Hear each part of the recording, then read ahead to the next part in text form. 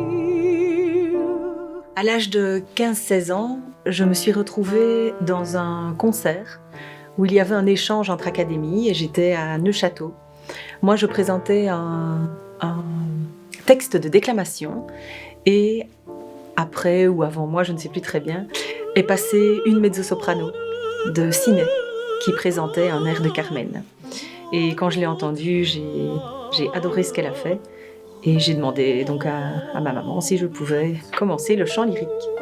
Ce que j'ai fait à l'Académie de Siné avec Françoise Villatour. Et donc j'ai fait toutes mes années là, mes 8 ans de chant avant de rentrer au Conservatoire de Liège. Plusieurs années après, parce que voilà, la vie a fait que j'ai mené d'autres études également.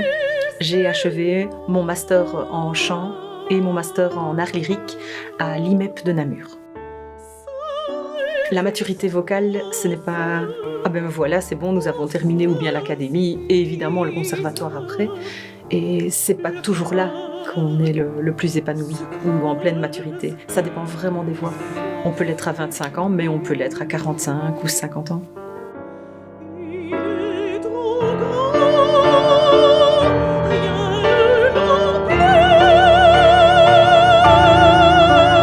Pour arriver à son meilleur niveau, il y a tout un soin à apporter à soi et d'être en santé, d'être en hygiène.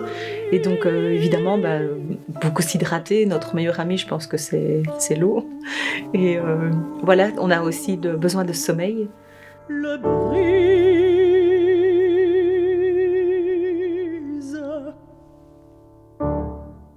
J'ai vécu jusqu'à l'âge de 18 ans à Heure-en-Famenne. Et puis, je me suis installée à Marches. Et donc, pour moi, j'ai un petit peu deux terres natales. Je me sens chez moi et à Heure, et je me sens chez moi aussi à Marches. Et en effet, c'est très, très particulier, que ce soit l'un ou l'autre. J'ai chanté il y a quelques années à Heure dans un concert. Et c'est vrai que pour moi, c'était un événement parce que voilà, ça ravivait énormément de souvenirs d'enfance. À Marches, fatalement, j'étais un peu plus âgée, donc plusieurs personnes m'ont connue aussi durant mon trajet, durant mon apprentissage au niveau chant lyrique. Mais c'est vraiment tout aussi magique qu'à Heure et très différent de quand je chante autre part. Tous ces souvent des yeux attendris, des yeux amis qui sont dans le public et c'est très fort.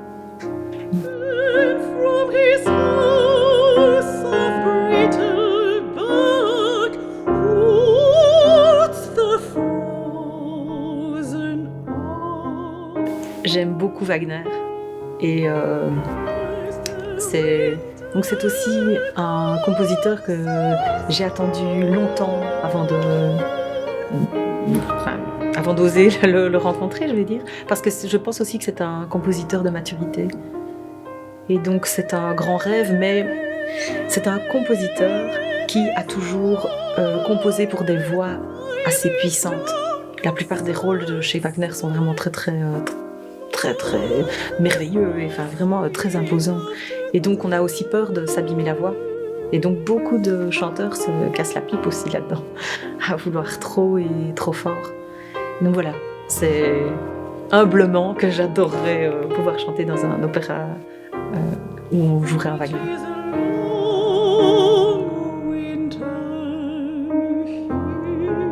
Je trouve que nous avons beaucoup de chance, nous les chanteurs lyriques. Nous avons de la chance parce que même si nous ne pouvons pas parler couramment dans plusieurs langues, on a pu connaître et on a pu tomber amoureux parfois de certaines langues que nous ne parlerons sans doute jamais, mais avec lesquelles certains mots sont magiques en bouche. L'appréhension des consonnes, des accents toniques qui sont différents des nôtres, le vocabulaire. Bon, il faut aussi se méfier de notre oreille par rapport à ça. Je pense que connaître des personnes dont la langue maternelle est la langue que nous étudions dans l'opéra est très important. Parce qu'eux ont vraiment la finesse, la musique de la langue. La musique du mot avant même d'avoir la musique du compositeur. Et donc voilà, c'est très enrichissant aussi parce que on peut faire appel à des gens et encore rencontrer d'autres personnes, quoi.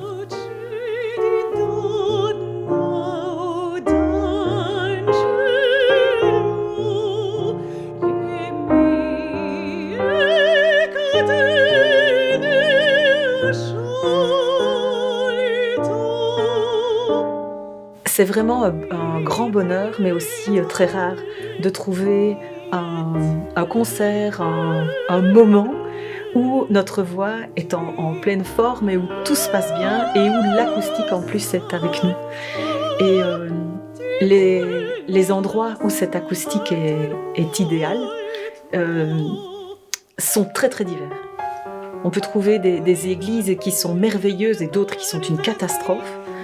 Alors dans les scènes d'opéra, habituellement, c'est très agréable. Il y a souvent l'acoustique est vraiment très agréable et maintenant c'est la mise en scène alors qui posera problème dans certains cas. Je suis souvent tombée sur des metteurs en scène très très corrects et vraiment en respect du chanteur. Et donc ils essayent toujours que nos mises en scène soient en respect de la projection de nos voix.